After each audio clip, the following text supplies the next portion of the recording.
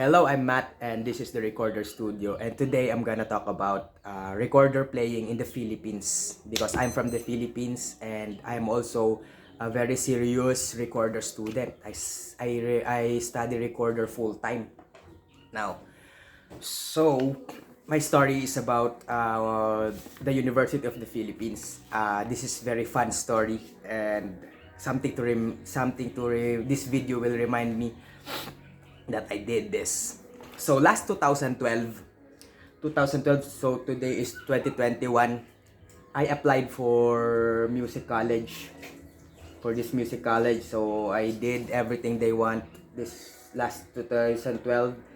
And so the requirements are you have to you have to pass the music theory exam and then the solfege.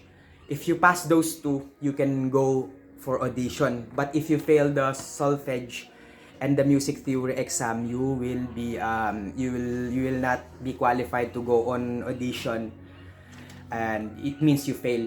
There's no chance for you to take the audition. So I did that last March 10, 2012. And unfortunately, I failed this one. This one. So, but I didn't stop studying music. I went to different teachers. I was studying the violin back then. I continued to play with my school's ensemble at Antipolo.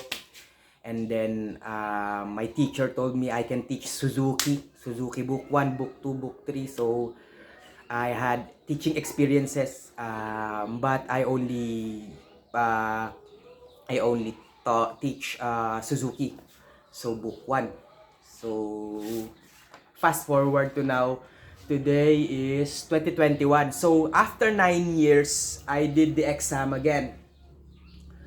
I did the exam again last June, few months ago. So I reviewed music theory, I reviewed solfege, and I prepared something because I'm a recorder player now. I've been studying recorder because this is more close to my heart, and it's like I feel comfortable with it because I live in the mountain and I don't have to buy strings. I don't have to, maintain it real good. Like I don't need a violin doctor or recorder doctor because I only use resin recorders. So back to the story. So I tried again. And then I reviewed.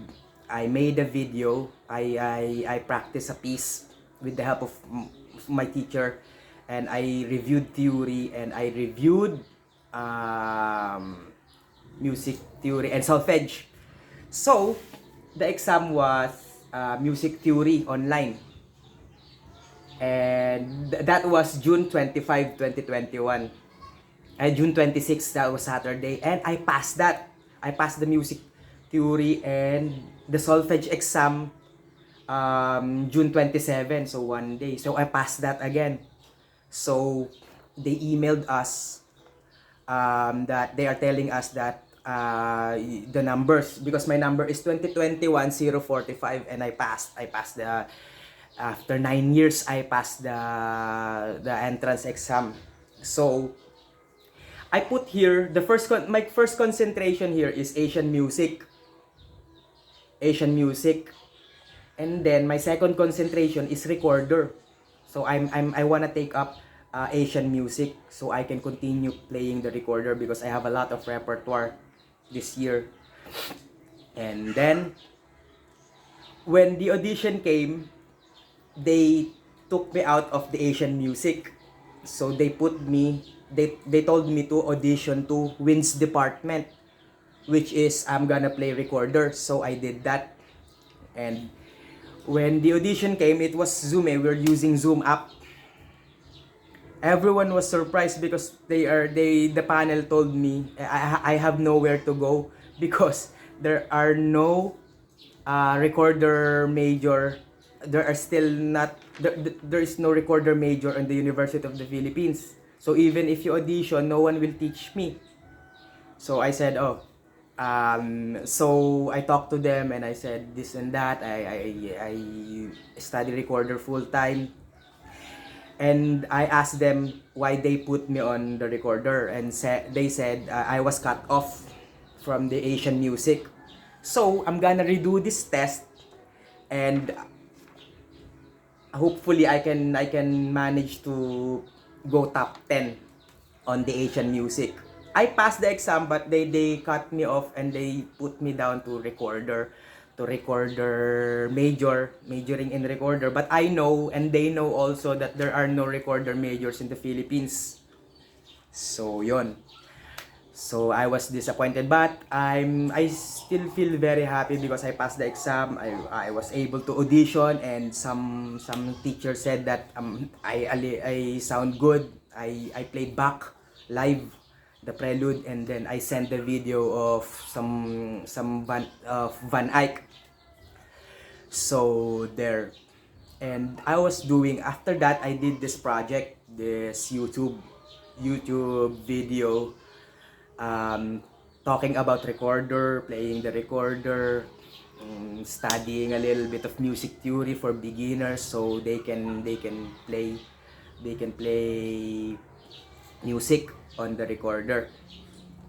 And so I've met a lot of people, especially Filipino. I've met lots of Filipino, and I have learned that there are thousands of Filipino players, of recorder players in the Philippines. But they only use notation, letters. They use the first octave and the second octave, their letters. So I have learned that, and there are also my subscribers here. So I thought about why this video is, one of my mission is to let the people know that the recorder is not a toy. This is a serious instrument, and I've been playing live and practicing live, and it's very very hard instrument. So it would be very good for us Filipino recorder players that the government will hire someone from the Netherlands or from Europe or somewhere to teach recorder on the universities here. And I hope this one finds the right person to do that. I don't know, but this video is like, I wanna tell the people that there are a lot of recorder players in the Philippines, maybe thousands of us, and it would be so cool if we have someone we can go to, or professor, and to study with the recorder. Yun. And so that's my story about. But next year I'm gonna test again. I'm gonna go apply and do the exams again. It would be 10 years of my goal, but at least I passed the 9th year.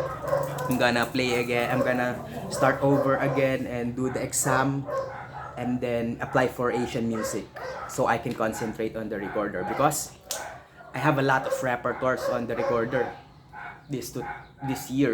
On the soprano, I have the Sammartini recorder concerto, and on the alto recorder, I have the Handel in F major. But I finished that already, and I'm polishing that already. And of course, a lot of Van Eyck. I have a lot of Van Eyck. I have the Nightingale. I have the Preludium of Wishful and the Onsevader in Hemmelreich. And yan, I have Do and Daphne, Do version mic. I have Do and Daphne.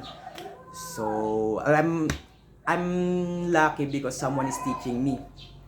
Even if it's online, if I have question, she's glad to answer. And yan.